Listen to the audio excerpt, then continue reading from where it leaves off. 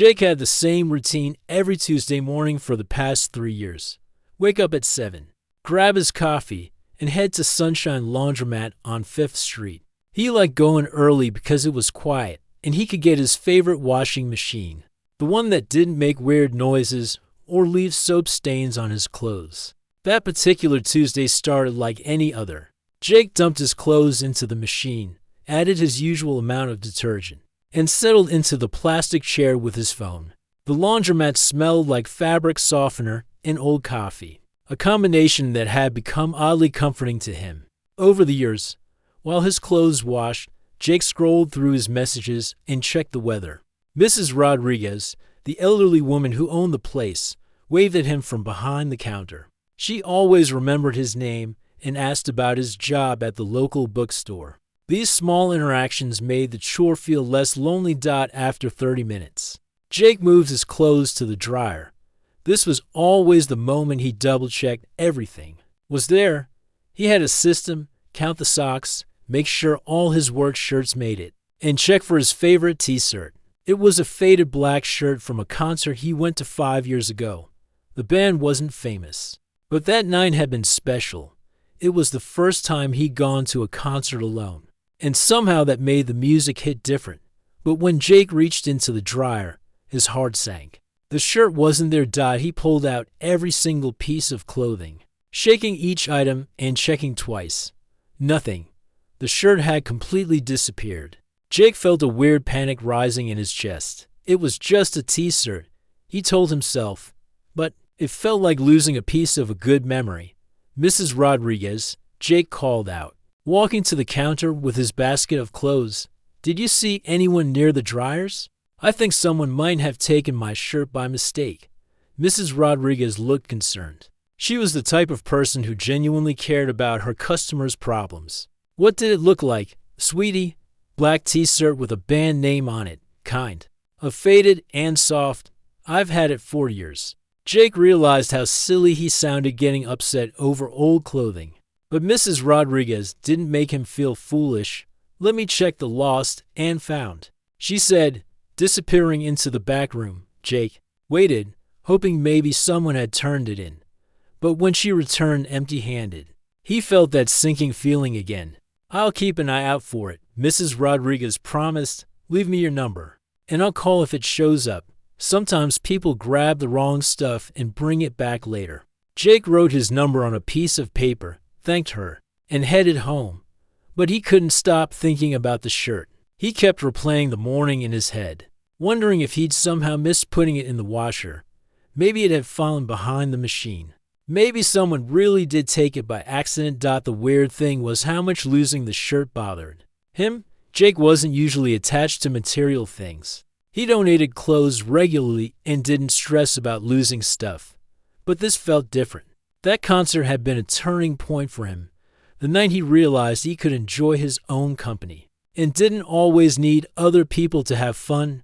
Meanwhile, across town, a woman named Riley was staring at a men's t-shirt in her apartment. She found it mixed in with her own laundry when she got home from the same laundromat. At first, she figured she'd just return it the next time she went to wash clothes. But something about the shirt caught her attention. Riley worked as a graphic designer and had an eye for vintage things. The shirt was perfectly worn, with that soft texture that only comes from years of washing. The band's logo was faded, but still readable. The Midnight Echoes. She'd never heard of them, but the design was cool, simple and authentic looking. Instead of tossing the shirt aside, Riley found herself really looking at it. Someone had worn this shirt a lot. They'd cared about it enough to keep it soft and clean despite its age. The person who owned this had been to a concert, probably had a great time, and held onto the memory through this piece of clothing. Riley tried to imagine what kind of person would go see the Midnight Echoes. Someone who liked discovering new music, maybe. Someone who went to small venues instead of big arenas. The shirt told a story, and she was curious about the storyteller. She hung the shirt in her closet instead of putting it with the items to return. Just for now, she told herself, she'd do some research first. Maybe try to find out more about the band or the concert. It wouldn't hurt to learn a little about the shirt's history. Before giving it back, that night, Riley found herself Googling the Midnight Echoes. They were a local band that had played small venues around the city for a few years before breaking up. She found some videos of their performances online, intimate concerts with crowds of maybe 50 people. The music was good, the kind of indie rock that felt personal and honest. Riley started to build a picture of the shirt's owner in her mind. Someone who appreciated good music that wasn't mainstream. Someone who supported local bands. Someone who held onto meaningful memories. The more she thought about it, the more interested she became in meeting this person. Meanwhile, Jake couldn't let go of the missing shirt. He found himself checking online marketplace sites, hoping maybe someone would try to sell it. He even posted in a few local Facebook groups, describing the shirt and asking if anyone had seen it. His friends thought he was overreacting, but Jake felt like he'd lost more than just clothing. 3 days later, Jake went back to the laundromat, hoping Mrs. Rodriguez might have news. She shook her head sympathetically when she saw him walk. Nothing yet, honey," she said. "But I've been asking everyone who comes in. Don't give up hope." Jake appreciated her kindness, but he was starting to accept that the shirt was gone forever. He did another load of laundry, using a different machine this time, and tried to focus on other things. But every time he opened his closet, he noticed the empty space where the shirt used to hang. What Jake didn't know was that Riley had spent hours researching not just the band, but trying to figure out when and where they might have performed. She'd found old concert listings and social media posts. She was getting closer to solving the mystery of the shirt's owner. And with each clue she discovered, her curiosity grew stronger.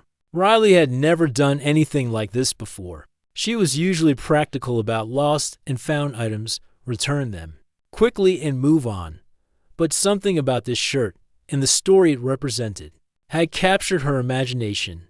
She felt connected to someone she'd never met. Someone who had good taste in music and kept meaningful memories close. The shirt was becoming more than just a lost item to return.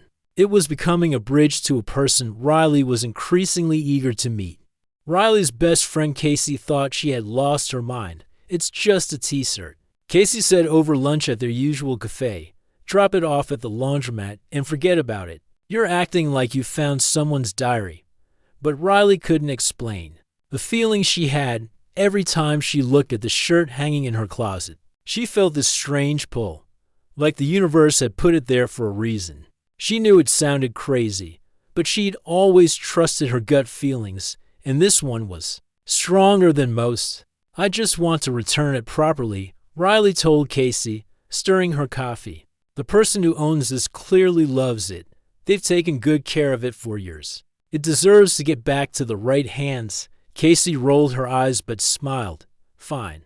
But promise me you won't turn into some weird shirt detective. That's how people end up on true crime podcasts." Riley laughed, but privately she had already started what she jokingly called her investigation. That evening, she pulled up everything she could find about the Midnight Echoes online.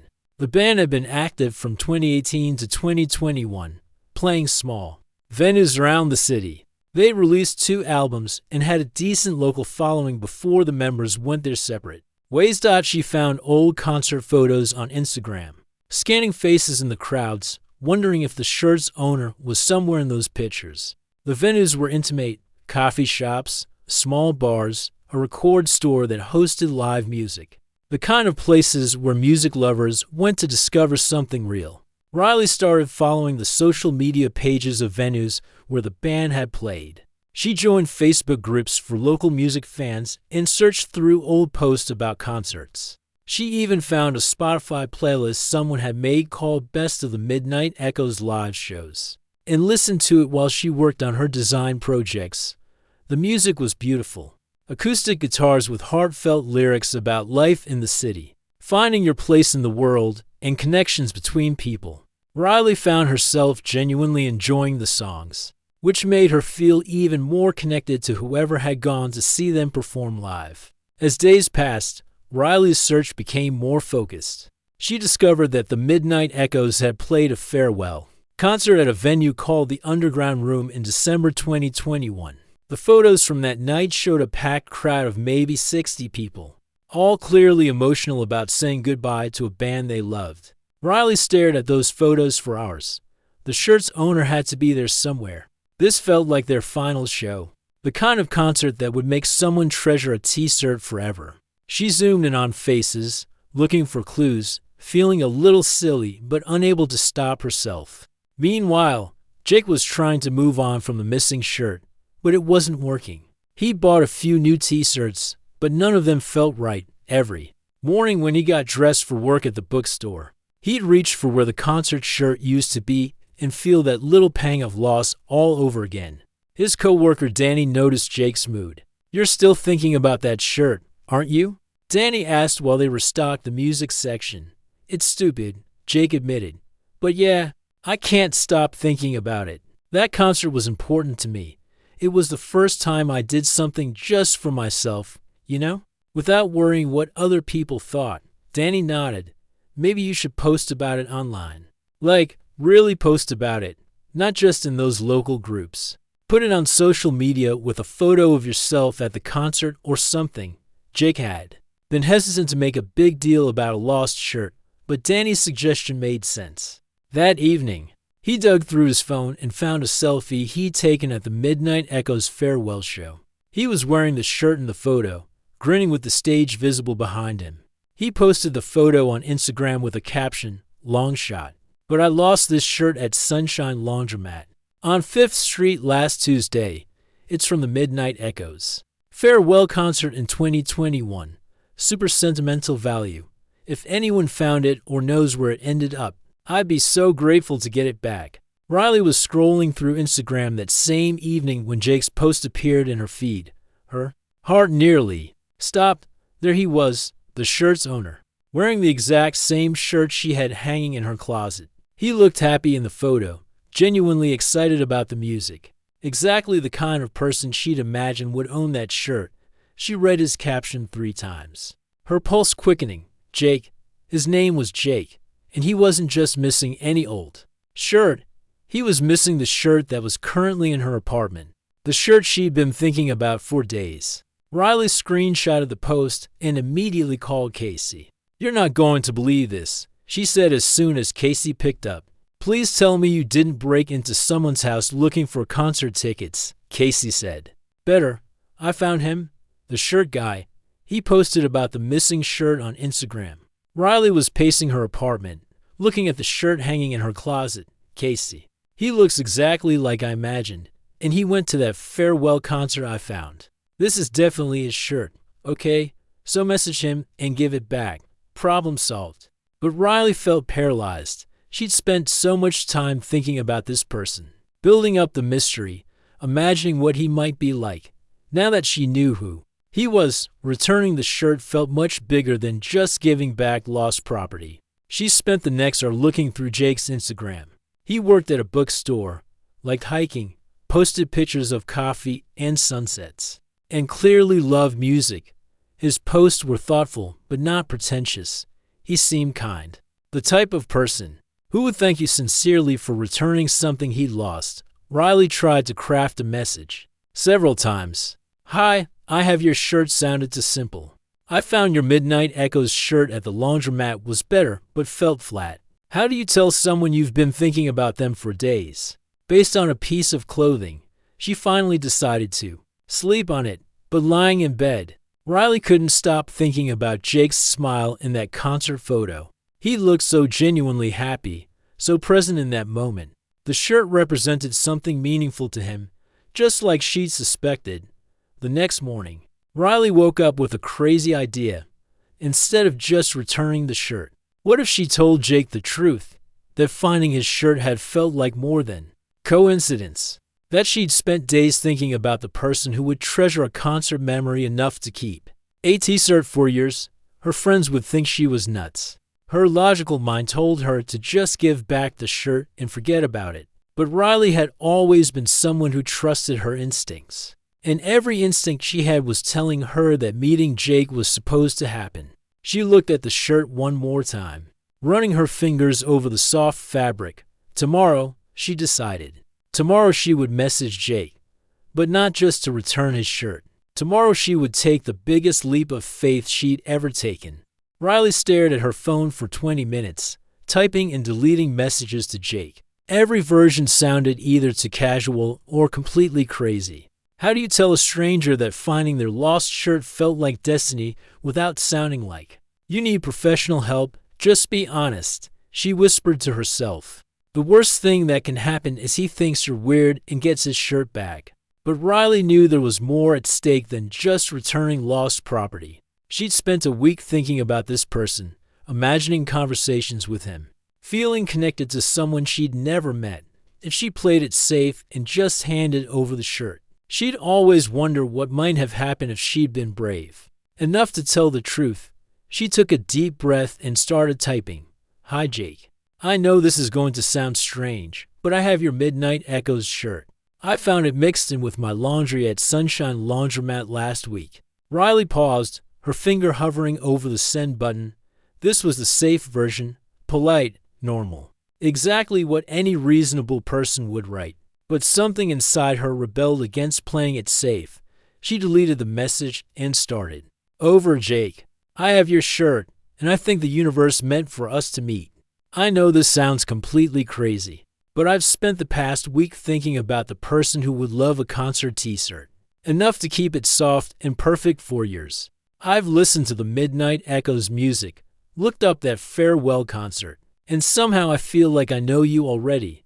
I think you might be my person, and I think your shirt found me for a reason. Would you like to get coffee and talk about our shared custody arrangement for this shirt? Riley read the message 5 times. It was bold, weird, and completely unlike anything she'd ever sent to anyone. Her logical brain screamed at her to delete it and write something normal. But her heart was racing in a way that told her this was exactly what she needed to say. Before she could change her mind, she hit send.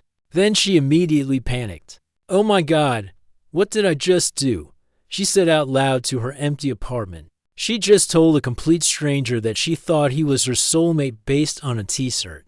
He was going to think she was unhinged. He was probably already showing the message to his friends and laughing across town.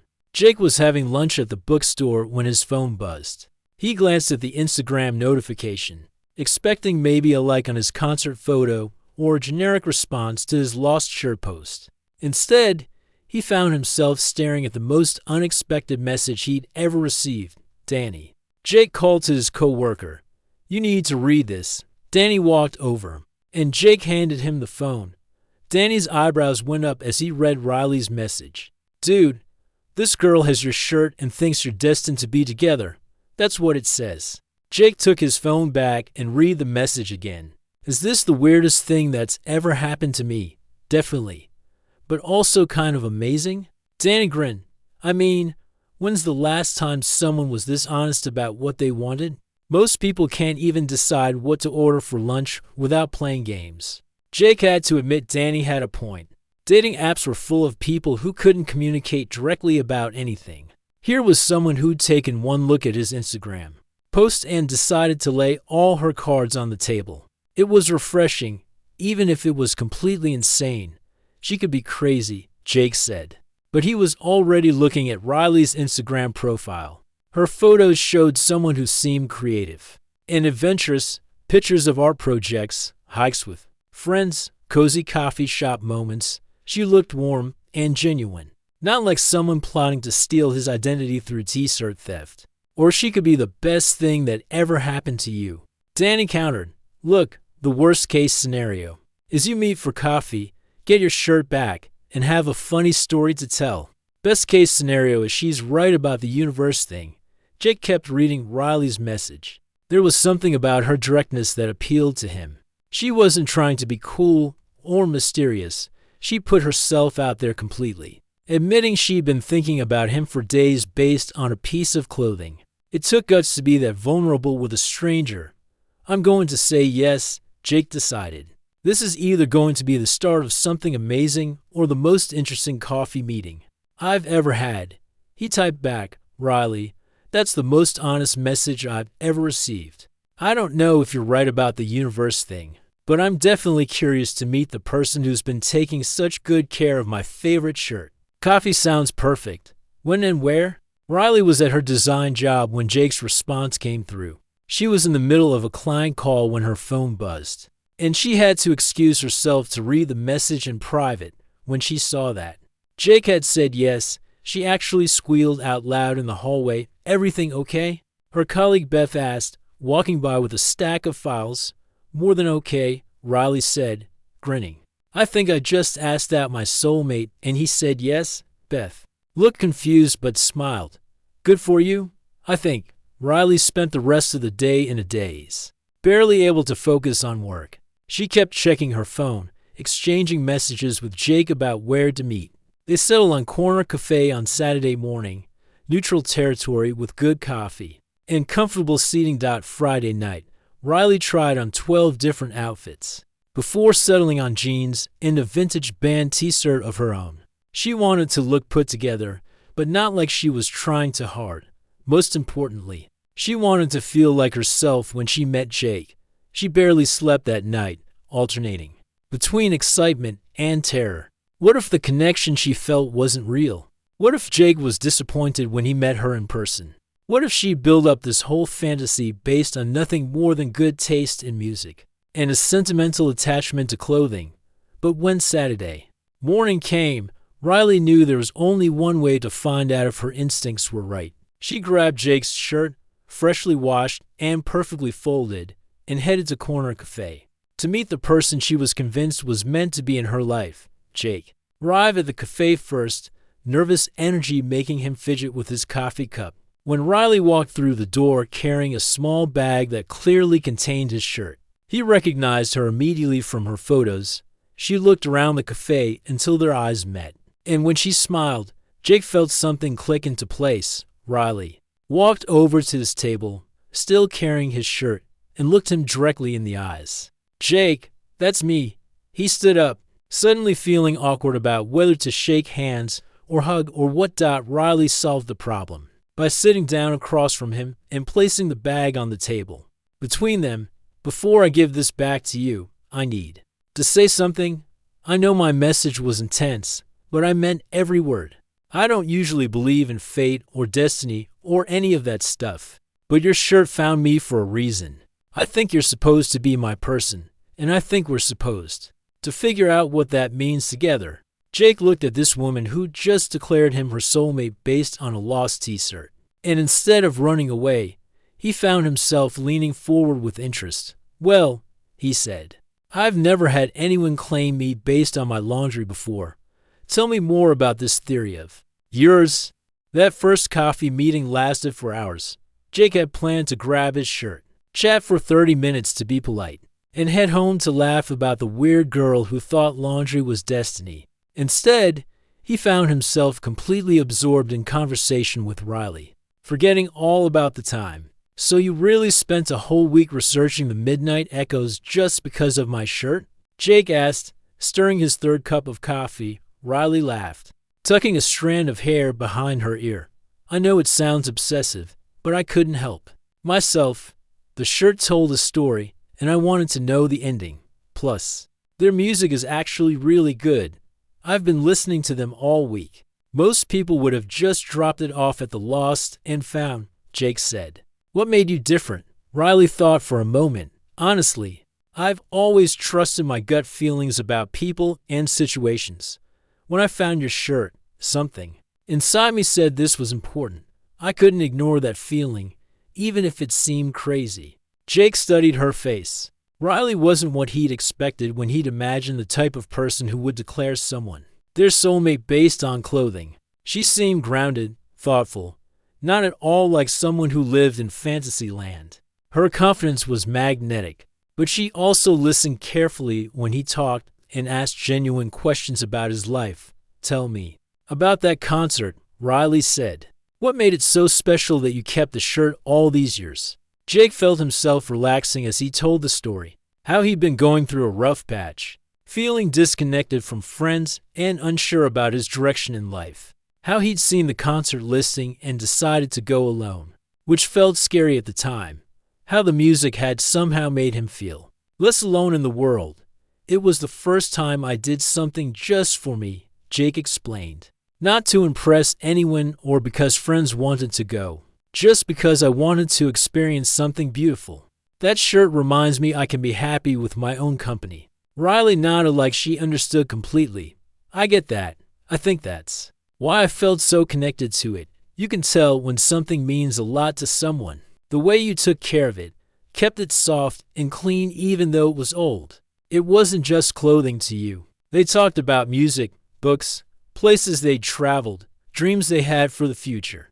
Jake discovered that Riley had an adventurous spirit balanced by practical thinking. She moved to the city alone 2 years ago to pursue graphic design, supporting herself with freelance work while building her portfolio. She loved trying new restaurants, exploring different neighborhoods, and had a collection of vintage posters from local concerts. Riley learned that Jake was quieter but deeply thoughtful. He'd grown up in the city, worked at the independent bookstore, because he loved recommending books to people and spent his free time hiking trails outside town.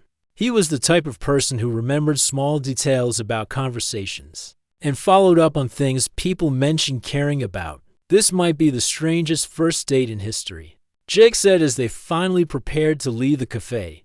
Is that what this was? Riley asked with a grin. A first date? Jake felt his cheeks warm. I mean, if you want it to be. Though I guess, technically you asked me out by claiming me as your mate. Riley laughed. Fair point. So what's the verdict? Do you think I'm completely crazy? Or is there something to this whole destiny theory? Jake looked at her for a long moment. For hours ago, he thought Riley might be unhinged. Now he was genuinely disappointed their coffee meeting was ending. She challenged him in ways that felt good, made him laugh, and somehow managed to be both bold and thoughtful at the same time. I think, Jake said carefully, that I'd like to test your theory some more.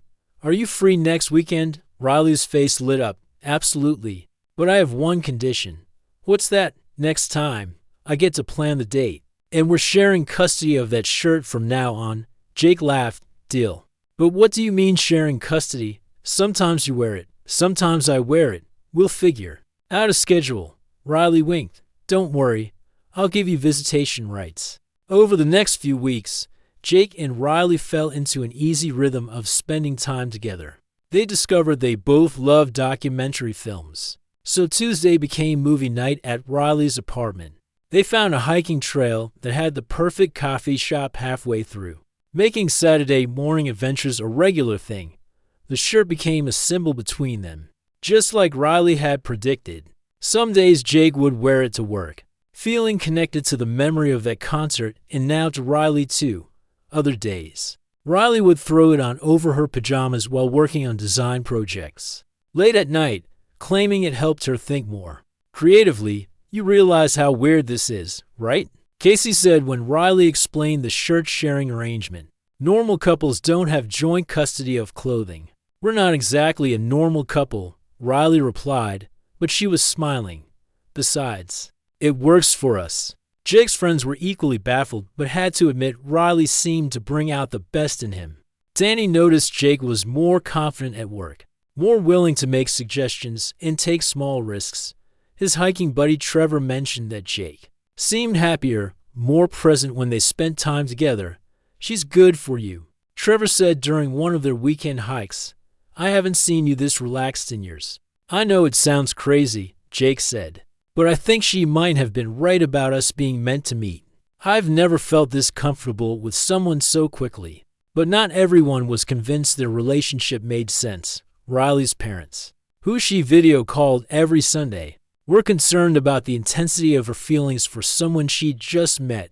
Sweetheart, it's wonderful that you've met someone nice, her mom said during one of their calls. But don't you think you're moving a little fast? You barely know this person. I know it seems quick, Riley admitted, but sometimes you just know, you know? Jake feels like home in a way. I can't explain. Her dad, ever practical, worried about Riley getting too attached too quickly. What if this feeling you have isn't real? What if you've built up this whole fantasy based on finding his shirt? Riley understood their concerns, but spending time with Jake only confirmed her initial instincts. He was kind, funny, thoughtful, and seemed to genuinely enjoy her company. More importantly, he didn't try to change her or tone down her enthusiasm. He appreciated her boldness and let it inspire him to be more adventurous. 3 months after their first coffee meeting, Jake realized he was falling in love with Riley. Not just because she'd been brave enough to reach out to him, but because of who she was when they were together. She made ordinary moments feel special and encouraged him to trust his own instincts. One evening, as they walked through downtown after dinner, Jake stopped in front of a shop window and turned to face Riley. "You know what?" he said. "I think you were right." "About what?" Riley asked, though her smile suggested she knew exactly what he meant. "About us being meant to meet. About the universe putting that shirt in your laundry for a reason." Jake took her hand. "I don't know how you knew, but you were right." Riley squeezed his hand, feeling that same certainty she'd felt the first day she found his shirt. "I told you so," she said softly. "The question is, what do we do now that we both believe it?" 1 year after Riley first found Jake's shirt in her laundry, they were planning something neither of them had expected. Jake was nervously pacing around his apartment, a small velvet box hidden in his sock drawer, trying to figure out the perfect way to propose to the woman who had declared him her mate based on a piece of clothing. "You're overthinking this," Danny said, watching Jake rearrange his bookshelf for the 3rd time that morning. She literally told a stranger she thought they were soulmates. "I'm pretty sure she's ready for the next step." Jake stopped pacing and looked at his friend. "But what if I'm wrong? What if all this shirt stuff was just a fun story and she's not actually ready for forever?" Danny shook his head. "Dude, she moved in with you last month. She keeps her coffee mug next to yours. She's met your parents twice and actually enjoys spending time with them. The girl is ready." Jake knew Danny was right, but the proposal felt huge. Not because he wasn't sure about Riley, he'd never been more certain of anything in his life, but because their whole relationship had started with her being bold enough to take a leap of faith. He wanted his proposal to match that same level of courage and creativity. Meanwhile, Riley was at her apartment. Well, her old apartment that she was slowly moving out of, having a very different conversation with Casey. "I think he's going to propose soon," Riley told her best friend while packing up her art supplies. Casey looked up from the box of books she was taping shut. "What makes you think that?" "He's been acting weird all week." "Sweet weird, but weird." "Yesterday he asked me what my favorite flowers were, and when I said daisies, he wrote it down like he was taking notes for a test." Casey laughed. "And how do you feel about that possibility?" Riley paused in her packing, a smile spreading across her face. "Honestly, I'm excited. I know everyone thought I was crazy for being so sure about Jake from the beginning, but time has just proven I was right. He's my person, Casey. He really is. I have to admit." Casey said, "I was worried you were setting yourself up for disappointment, but seeing you two together, it's obvious you just fit. Like you've been a couple for years instead of months." That evening, Jake finally worked up the courage to execute his plan. He'd spent days thinking about how to make the proposal special, something that honored their unique beginning while looking toward their future together. Riley arrived at his apartment to find candles lit throughout the living room and the midnight echoes playing softly in the background. But what made her stop in her tracks was what she saw hanging on the wall, where his bookshelf used to be. "Jake," she whispered, walking closer to examine what he created. It was a shadow box frame containing their shared t-shirt, surrounded by photos from their year together. The concert photo Jake had originally posted on Instagram was there, along with pictures from their hiking adventures, movie nights, and lazy Sunday mornings. In the center, written in elegant script, were the words, "She found my shirt and declared me her mate." He found his match. "I wanted to honor where we started," Jake said, coming up behind her. "This shirt brought us together. But what we built together is so much more than either of us could have imagined." Riley turned around, tears in her eyes, to find Jake down on one knee with a ring box in his hands. "Riley," he said, his voice steady despite his nerves, "a year ago you took the biggest leap of faith I've ever seen. You trusted your instincts, ignored everyone who said you were crazy, and told a complete stranger that you thought we were meant to be together. You were right about everything. You were right that I was your person, right that we belong together, and right that sometimes the universe puts exactly what you need right in front of you." Riley's hands flew to her mouth, but she was smiling through her tears. "I love your courage, your certainty, your willingness to be vulnerable with people. I love that you listen to the midnight echoes now and actually know all the words.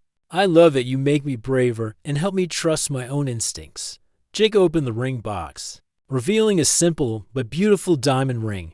"I love that you claimed me before you even knew me, and I love that every day since then has proven you were absolutely right. Will you marry me?" Riley didn't hesitate for even a second. "Yes," she said, pulling Jake to his feet. "Yes, obviously yes. I told you from the beginning that you were my mate. I'm just glad you finally caught up." Jake slipped the ring onto her finger and kissed her, both of them laughing and crying at the same time when they finally pulled apart. Riley looked back at the shadow box on the wall. "So what happens to our shirt now?" she asked. "Do we retire it?" Jake grinned. "Actually, I have another idea about that." 6 months later, their wedding invitations arrived in mailboxes across the city. The front featured a photo of Jake and Riley both wearing the famous shirt. Riley had one arm through one sleeve, Jake had the other, forcing them to stand close together and laugh at the absurdity of sharing one t-shirt for a photo. The invitation read, "She found his shirt and declared him her mate instantly. He found his match and finally believed in destiny. Join Riley and Jake as they make it official." The wedding itself was held at the Underground Room, the same venue where the Midnight Echoes had played their farewell concert. Riley had convinced the owners to let them use the space, arguing that it was where their love story really began, even though they hadn't met each other that night. During the ceremony, Jake's best man Danny told the story of how the couple met, getting huge laughs from the guests when he described Riley's bold Instagram message. Riley's maid of honor Casey admitted she'd thought Riley had lost her mind at first, but now considered their love story proof that sometimes the craziest risks lead to the best rewards. "I've learned something from watching Riley and Jake," Casey said during her speech. "Sometimes the best things in life come from trusting your gut and being brave enough to say what you really want, even when it seems impossible." In their new apartment, the shadow box hangs in their bedroom, a daily reminder of how their love began. But the actual shirt has found a new purpose. They've decided that whenever one of them is feeling uncertain about a big decision or needs extra courage, they wear the shirt. It's become their talisman for taking leaps of faith. "Do you ever think about what would have happened if I hadn't been bold enough to message you?" Riley asked one morning, curled up next to Jake in bed. Jake wrapped his arms around her, thinking about all the ways their story could have gone differently. "Sometimes," he admitted, "but then I remember that you're the type of person who trusts her instincts and fights for what she wants. You would have found a way to meet me eventually." Riley smiled against his chest. "You're probably right. I can be pretty determined when I want something. Lucky for me." Jake said, kissing the top of her head, "What you wanted was me." Their friends still joke about their unconventional beginning, but everyone agrees that Riley and Jake seem like they were made for each other. They balance each other perfectly, Riley's boldness encouraging Jake to take more risks, while Jake's thoughtfulness helps Riley appreciate the journey as much as the destination. And sometimes, when they're telling their story to new friends or family members, people ask if they really believe it was destiny that brought them together through a lost shirt. Riley always answers the same way. "I don't know if it was destiny or just really good luck, but I know that taking a chance on Jake was the best decision I ever made, and I'd do it again in a heartbeat." Jake usually adds with a smile, "She taught me that sometimes the biggest risks lead to the biggest rewards, and that if someone is brave enough to declare you their mate based on your taste in concert t-shirts, you should probably pay attention."